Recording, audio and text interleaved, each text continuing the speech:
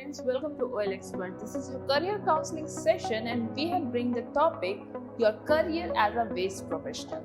अगर आपके अंदर भी एक अच्छी ये फीलिंग है कि आप अपनी सराउंडिंग्स को क्लीन रखना चाहते हैं, वेस्ट फ्री रखना चाहते हैं, तो ये एक अच्छा करियर ऑप्शन आपके लिए बन सकता है। ये एक ऐसा अच्छा करियर ऑप्शन बन सकता है जहाँ पे आप अपनी स्किल्स को मैनेज कर सकते हैं, हैंडल कर सकते हैं एनवायरनमेंट को और अपनी सराउंडिंग्स को क्लीन और वेस्ट फ्री रखने के लिए। So let's start with today's topic कि किस तरह से क्या क्या स्किल्स आपको चाहिए, क्या जॉब पैकेज मिल सकता है आपको यहाँ पर, जॉब रोल्स क्या क्या होते हैं और क्या पैकेज मिल सकता है, इस सब के बारे में आज हम डिस्कस करेंगे। When we talk about कि वेस्ट मैनेजमेंट प्रोफेशनल होते क्या हैं एग्जैक्टली, तो उसकी बात करी जाए तो they are basically they manage and execute waste to organize the waste collection, disposal and recycling systems and methods to make the environment clean and healthy. यानी सेट कि वो मैनेज करने का काम करते हैं, रिसाइकल करने का काम करते हैं वेस्ट को, जितना भी किसी भी टाइप का वेस्ट जनरेट हो रहा है, whether is household waste है, इंडस्ट्रियल वेस्ट है या सीवेज वेस्ट है, तो इन सबको किस तरह से एनवायरनमेंट से हटाना है हमें, और अगर वो रिसाइकिल होने लायक है तो हम उसे रिसाइकिल करेंगे और एनवायरनमेंट पे जो पोल्यूशन का लोड पड़ रहा है उसे कम करेंगे। तो मेन इनका ऑब्जेक्टिव इन प्रोफेशनल्स का सबसे पहला तो यही होता है, यानी आपके अंदर ये फीलिंग तो जरूर होनी चाहिए सबसे पहले कि आप एनवायरमेंटली कॉन्शियस हैं, एक सस्टेनेबल एनवायरनमेंट बनाना चाहते हैं, तो ये एक अच्छी फील्ड साबित हो सकती है। They also oversee the activities starting from collecting waste to its final disposition, यानी कि ये उन एक्टिविटीज में इन्वॉल्व होंगे जहाँ पे आपका वेस्ट का जनरेशन जो हो चुका है उसके बाद उसे कलेक्ट करके उसको रिसाइकिल करना है, कि उसे डंप करना है, कि किस तरह से उसे रीजनरेट करना है हमें, फाइनल डिस्पोजिशन यानी कि उसके फाइनल एंड तक हमें वो ये चीज को फॉलो करते हैं। आपने इसको अगर हम केमिस्ट्री से रिलेट करना चाहें तो आप अपने क्लास 11th में पढ़ते हैं एनवायरमेंटल केमिस्ट्री टॉपिक, ठीक है। ये लेसन है जहाँ पे आप एनवायरमेंटल पोल्यूशन के बारे में पढ़ते हैं, different types of sources of pollution and then what are the different agents और उनसे कौन से कॉजिंग प्रॉब्लम्स जनरेट हो रहे हैं। Then we also talk about prevention of these pollution problems. And वहीं पे जब हम solutions की बात करते हैं तो हम आज के ज़माने में green strategies develop करने की बात करते हैं, जिसके अंतर्गत आ जाता है हमारा green chemistry. Green chemistry में हमने 12 principles ऐसे पढ़े हैं जहाँ पर हमें बताया जाता है कि किस तरह से आपको सबसे पहले तो वेस्ट को जनरेट ही नहीं होने देना है, and if it is generated तो उसके अंतर्गत जो 12 प्रिंसिपल में से आपका 7th या 8th प्रिंसिपल आता है जहाँ पे आप रिन्यूएबल स्टॉक्स को यूज करते हो to generate useful recyclable products. तो green chemistry is one of the branches of या वर्क कह लीजिए इन वेस्ट प्रोफेशनल्स के लिए आता है। ग्रीन केमिस्ट्री की बात कर लें तो ये वेस्ट प्रोफेशनल्स का एक हिस्सा है, ठीक है। तो इस तरह से हम अपने इस टॉपिक को आपके सब्जेक्ट केमिस्ट्री से भी रिलेट कर सकते हैं और आप ये जान सकते हैं कि मुझे 12th के बाद क्या मेरे पास करियर ऑप्शन आता है। आज के ज़माने में सब offbeat career option select कर रहे हैं, बिल्कुल यूनिक करियर ऑप्शन सिलेक्ट करना चाहते हैं, एंड साथ ही साथ वो यूनिक होने के साथ उसके अंदर इतनी अच्छी कैपेबिलिटी हो उस जॉब में कि आपको उसमें एक तो इंटरेस्ट भी हो, क्यूरियोसिटी भी हो और आपको अच्छा पैकेज भी डिलीवर करे वो कोर्स। तो these are some of the job roles कह लीजिए या ऑब्जेक्टिव्स या इनकी ड्यूटीज हैं जो इनके अंतर्गत आती हैं। These activities include collection of waste generated by household, industrial and commercial activity to channel the waste from one place to the other where it would be treated or recycled या फिर disposed of होगा।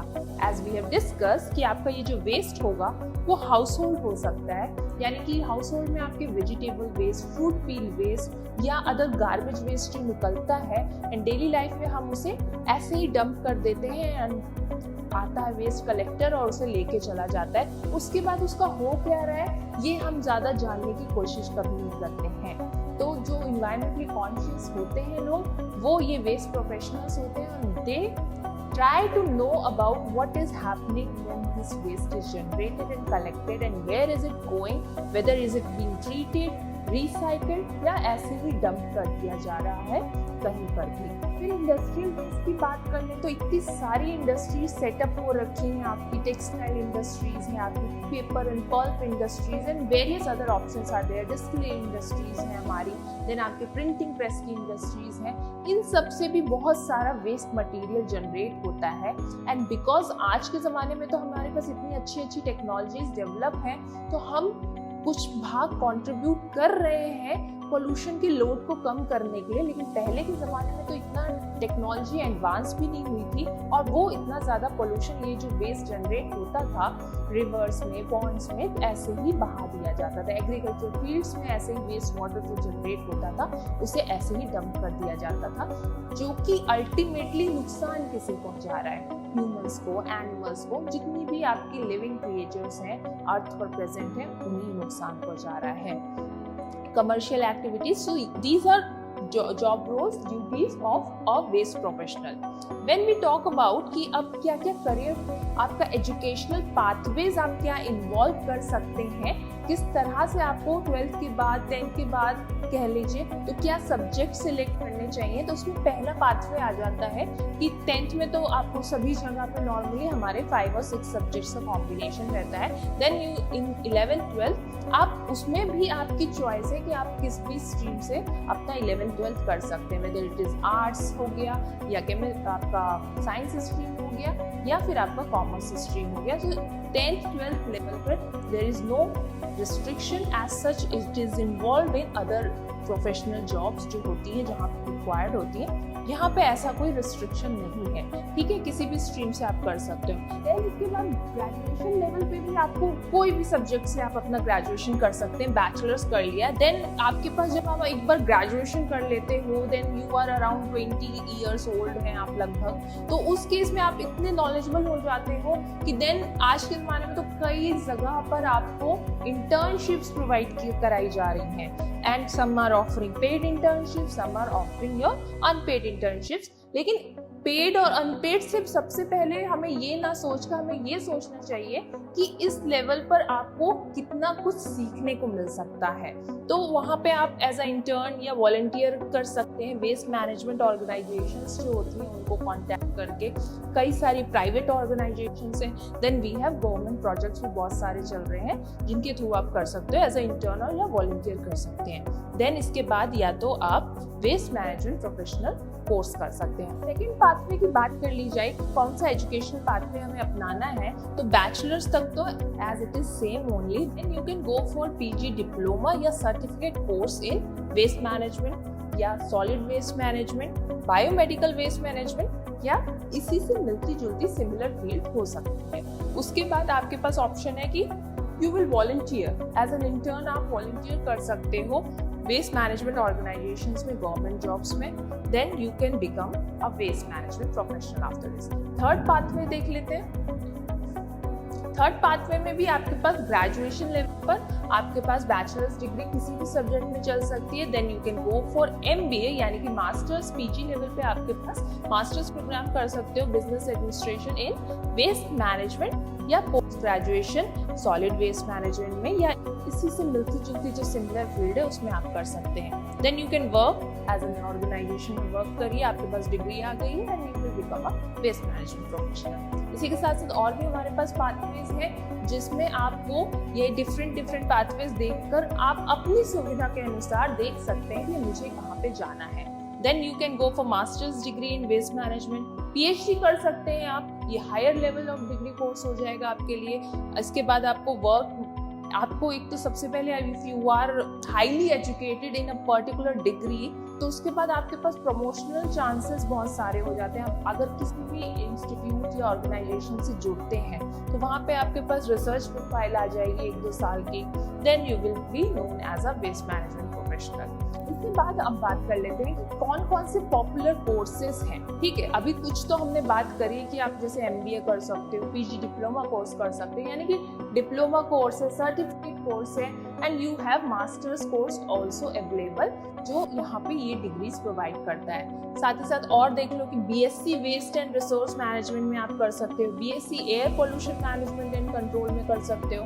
तो ये जो कुछ नाम आप देख रहे हैं, यहाँ से आपको पता चल रहा है कि वो वेस्ट मैनेजमेंट प्रोफेशनल हम जो कह रहे हैं उसके अंडर कौन कौन से टर्म्स आ रहे हैं, ताकि आप ये सोच के कंफ्यूज ना हो कि अगर मैंने ये टर्म कहीं देखा तो ये उससे रिलेट कर रहा है कि नहीं। तो इस तरह से आप समझ सकते हैं कि anything which is related to saving the environment, जहाँ पे आप सेव कर रहे हो एनवायरनमेंट को किसी भी वे में, प्रोटेक्ट कर रहे हो उसे वेस्ट से, पोल्यूशन से, तो all these falls under waste management professional. इसके साथ साथ आप बीएससी इन्वायरमेंटल मैनेजमेंट में कर सकते हो। Environmental management you can go for waste या एनर्जी, वाटर, ऑयल या gas.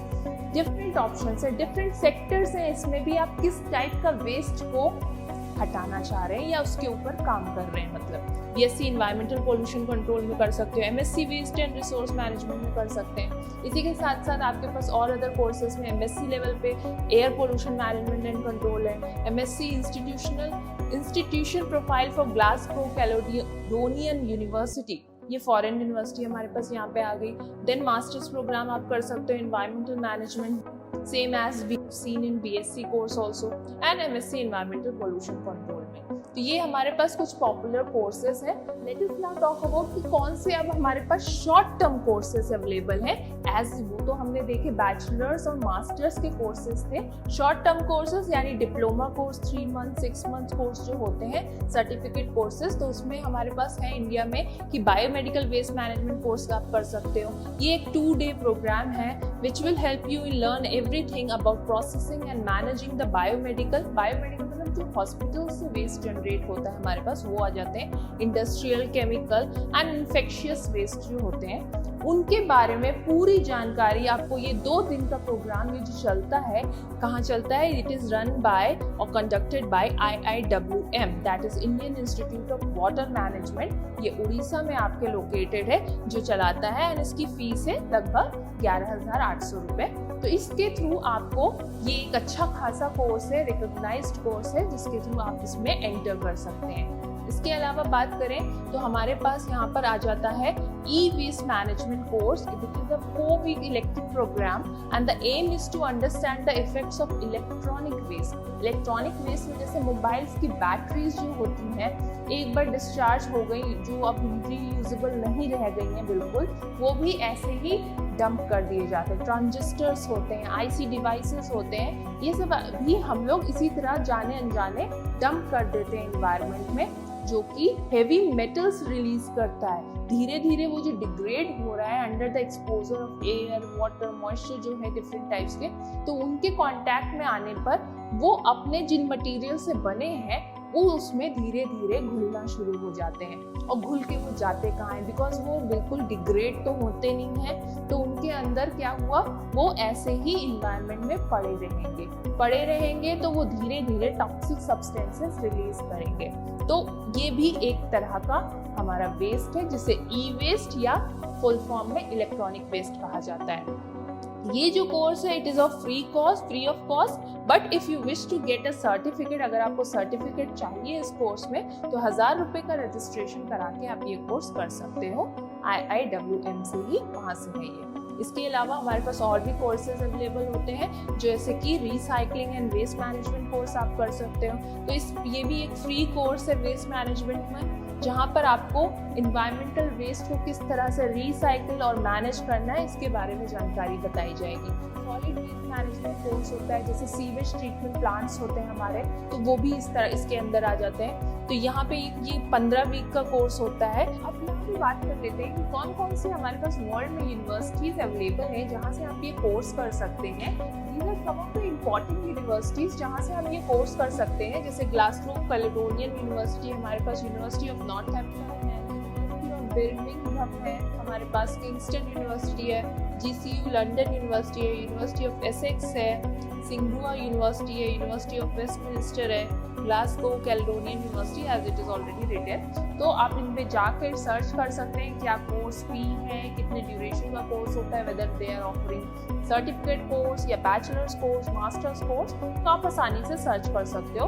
We have provided the examples of important universities and if we talk about India में हमारे पास कहाँ कहाँ अवेलेबल है ऑप्शंस, तो यहाँ पे आपको हाँ एक चीज़ और आ जाती है यहाँ पे इम्पॉर्टेंट, जब आप अगर अब्रॉड से ये कोर्स करना चाहेंगे तो you have to first of all present SOP यानी कि स्टैंडर्ड ऑपरेटिंग प्रोटोकॉल होता है, यानी कि एक तरह से एक रिसर्च प्रपोजल आप समझ लीजिए, जो आपको प्रेजेंट करना होता है कि आप ये फील्ड क्यों ज्वाइन करना चाहते हैं, क्या ऑब्जेक्टिव रखेंगे आप अगर इस कोर्स को ज्वाइन कर रहे हैं, एंड क्या मेथोडोलॉजी अपनाएंगे। साथ ही साथ you also need LORs, that is letter of recommendations, यानी कि आपको आपके प्रोफेसर जो इंडिया में आपने अगर जो पढ़ाई कर रखी है तो वहाँ पे आपको जो आपके सुपरवाइजर्स होते हैं मास्टर्स लेवल पे या ग्रेजुएशन लेवल पर, तो वहाँ पर आपको उनका रिकमेंडेशन चाहिए होता है, जो कि हमेशा फ्रूटफुल साबित होता है, because they will recommend you कि yes they have studied from our college or university and they were good आपकी स्टडीज़ में, तो इस तरह से ये आपको हेल्प करता है। साथ ही साथ अब्रॉड में भी आपको डिग्री या डिप्लोमा कोर्स वेस्ट मैनेजमेंट का मिल सकता है। इसके साथ साथ आपको IELTS यानी एक इंग्लिश प्रोफिशिएंसी टेस्ट भी क्लियर करना होता है, which is a basic formality. India में अब देखो बात करें तो यहाँ पे आपके पास जैसे Chhatrapati Shahu institute of business education है एंड रिसर्च है, कोल्हापुर में लोकेटेड है, यहाँ से आप कर सकते हो। Then you have option for Indian Institute of Forest Management Bhopal का है, यू हैव ऑप्शन फॉर देश भगत यूनिवर्सिटी मंडी गोविंदगढ़ में है ये, UP राष्ट्रीय टंडन ओपन यूनिवर्सिटी इलाहाबाद की, यहाँ से आप कर सकते हैं, यही कोर्सेज है। These are only few examples we have mentioned, क्योंकि हमें पूरी स्लाइड में सिर्फ कॉलेजेस ही नहीं दिखाने हैं, हम यहाँ पे आपको ओवरऑल रिव्यू दे रहे हैं कि इस वेस्ट मैनेजमेंट प्रोफेशनल बनने के लिए कहाँ से क्या एजुकेशन रिक्वायरमेंट, या आगे बात करेंगे जैसे कि क्या जॉब रोल्स और जॉब अपॉर्चुनिटीज अवेलेबल होती हैं, सैलरी पैकेज क्या अवेलेबल होता है, उन सब की। Then there are other institutes like National Institute of Industrial Engineering Mumbai, Singhania University आपका झुंझुनू में, then Hemchandra Acharya North Gujarat University Patna है, ग्लोबल ओपन यूनिवर्सिटी दीमापुर है, इग्नू है आपके पास। ये हमारे पास कुछ यूनिवर्सिटीज हैं जहाँ से आप ये कोर्सेज कर सकते हैं। तो आज के एपिसोड में हमने जाना कि वेस्ट मैनेजमेंट प्रोफेशनल्स क्या क्या होते हैं, क्या एजुकेशनल पाथवे आपको अपनाना है, देन आपको कहाँ से कोर्सेज करने हैं, कौन से सर्टिफिकेट कोर्सेज हैं, क्या टाइटल है उन प्रोग्राम्स का, ये सब आपने आज के एपिसोड में जाना। आपके नेक्स्ट एपिसोड में हम बात करेंगे कि अगर आप वेस्ट मैनेजमेंट प्रोफेशनल बन जाते हैं तो क्या सैलरी पैकेज आपका हो सकता है, क्या क्या स्पेशलाइजेशंस आप कर सकते हैं, and what are other future prospects जो इसके अंदर आते हैं इस कोर्स को करने के बाद। We will discuss all this in our next episode. Till then stay tuned. Thank you so much.